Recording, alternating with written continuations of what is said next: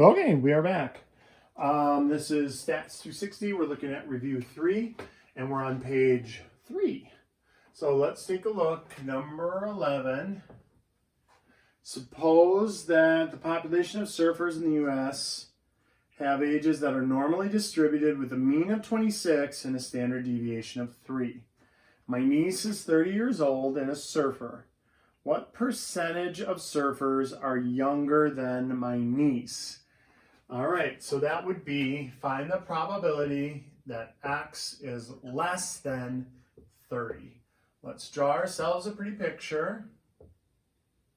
So she's 30 and the mean age is 26, so she's above the mean, and then less than is down here. Okay, so first we're going to find the z-score.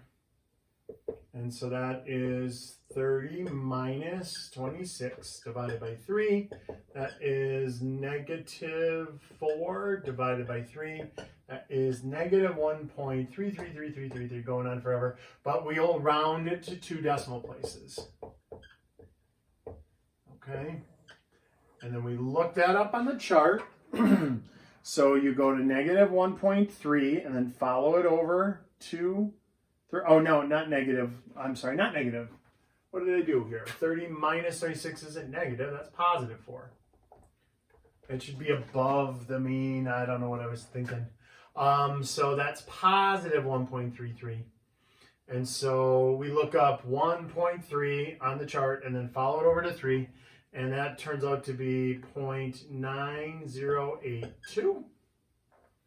And so the probability then is 90.82% are younger. Okay, less than 30.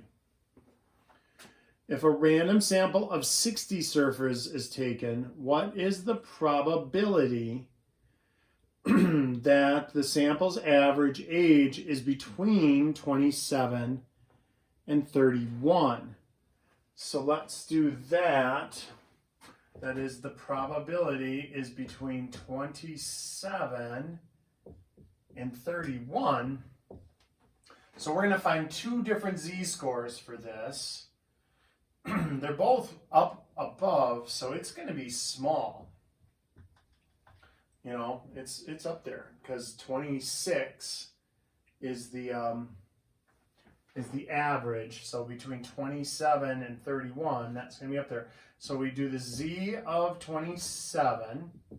So that little sub 27 doesn't mean anything. It just means I'm going to have multiple z-scores here, so I want to label them. So that's 27 minus 26. But this time we don't get to divide by 3 like we did there because it's a sample of 60. So 3 divided by the square root of 60. And so that is 1 over 0.3872. That is 2.58. So that is a z-score of 2.58. So 27 is 2.58 standard deviations above the mean. When we look that up on our chart, we get 0.9951. So way up there because it's only out of 60 and not out of the whole population. So z of 31, that's 31 minus 26 over 3 square roots of 60. And again, we get to use that 0.3872 again. So 5 divided by 0.3872. That's off the charts. That's a 12.91. So that's a z-score that exceeds 3.49. And if you look on the very bottom of the chart, in fine print, it says if it's bigger than 3.49, use 0.9999. So we default and use 0.9999 for that. And now we're going to subtract those 2 to find this area. So this one is 0.9999, this one is 0.99951. And so 0.9999 minus 0.9951, not a very likely scenario at all. That is 0.48, or I'm sorry, 0.0 0.0048, which when we make it a percent is 0.48%. Less than 1%, like a 0.5% chance. And so that is not a very likely scenario. Okay? Okay, let's look at number 12. So it says, a university dean wishes to estimate the average number of hours that freshmen study each week. The standard deviation from a previous study was 2.6 hours. Ooh, a week. That doesn't seem like a lot at all. And how large a sample must be selected if he wants 99% confidence and within a half hour, so 0.5 hours. So this is that equation again. N is equal to Z times the standard deviation divided by the error, and then we square it. All right? So how many students do we need? That would be, we look up Z for 99%, and you follow it all the way down to the bottom, and that is 2.576. And then times 2.6 is the standard deviation of the population, and then we divide it by 0.5. Now notice, on the other one that we did like this, we had to change it from a percent to a decimal. This one is already a decimal. You don't have to change it. So don't think that there's like a divide by 100 rule or something. That was just because it was given as a percent for that particular problem. All right, and so we do that. This is number 12. And that turns out to be 179.43. So we would, even though that's not enough to round it up, because we're looking at this as the maximum error we want, you bump it up to the next number. So 180. So if there's any decimal after it, you take it up to the next number. All right? So 180 students for that one. Let's look at 13.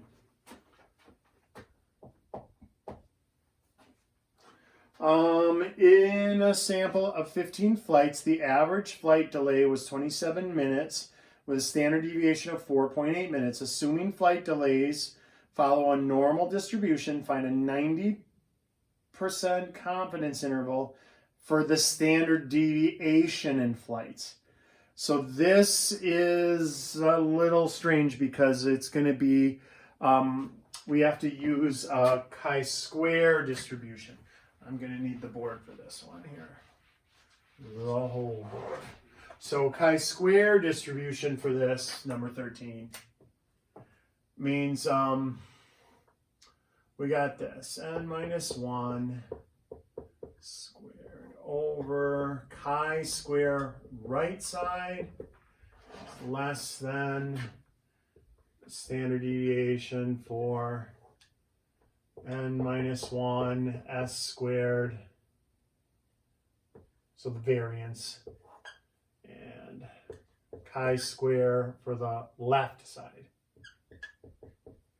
And so that means we have to look these things up. So here, they gave us 15 flights, so N is equal to 15.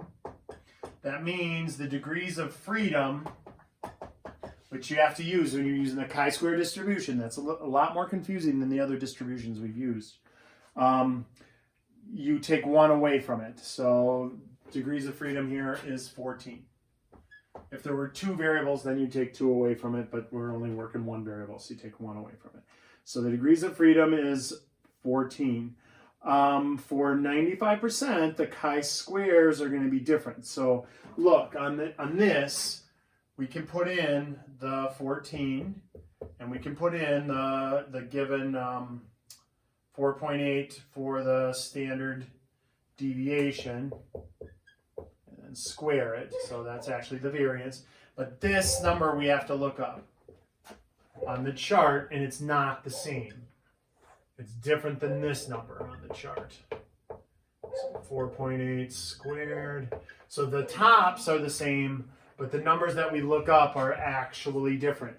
And so I'll write them down here on the whiteboard, but then I'll show you on the chart really quick, because it is a little confusing. 23.685 and 6.571. All right. So those are the two numbers off of the chart. Now, how did I get those on the chart? Let's take a look. We've got, you go to the chi-square distribution, okay? And then you go to 0.95, which is on the top there. And then you follow it down until you see 14 degrees of freedom.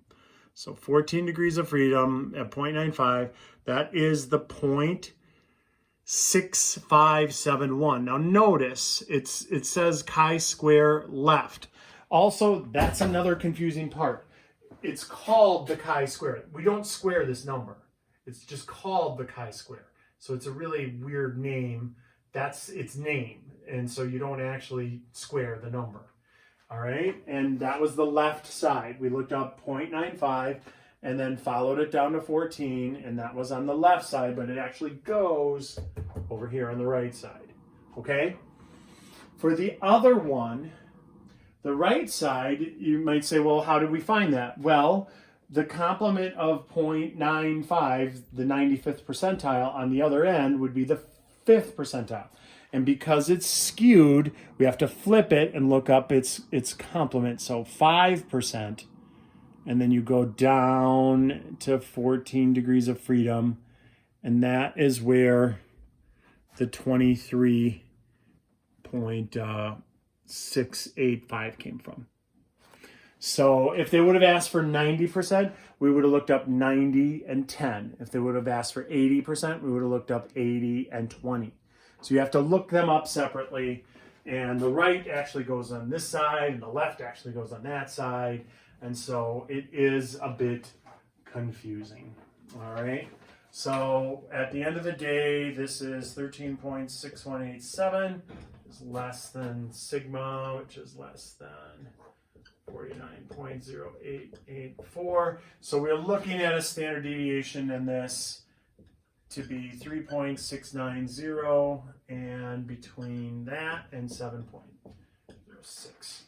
And that is with 95%, oh, I'm sorry, 90% confidence. Oh, wait. So I didn't explain that well. 90% confidence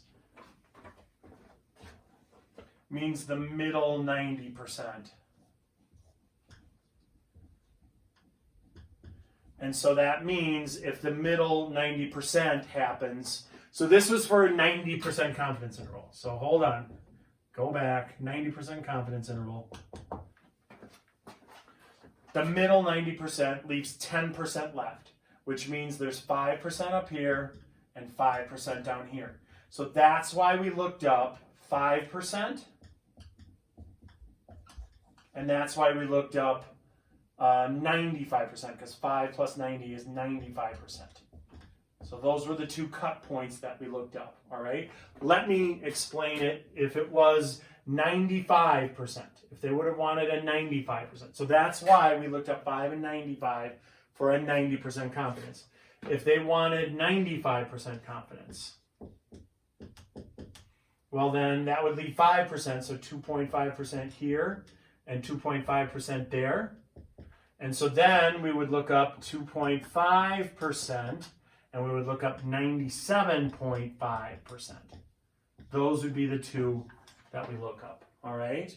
If they wanted 80%, I mentioned 80%.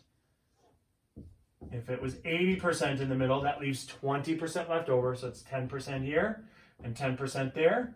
And then we would look up 10% and we would look up 90%. Okay, so depending on which confidence interval they want for these, the ones that you look up don't match with the thing that they gave you. So even though they gave us 90%, we actually looked up 5% and 95%. So that is the most confusing part about this. Sorry, I initially led you down the wrong road there. So that is a confusing problem. All right. Let's take a look at 14.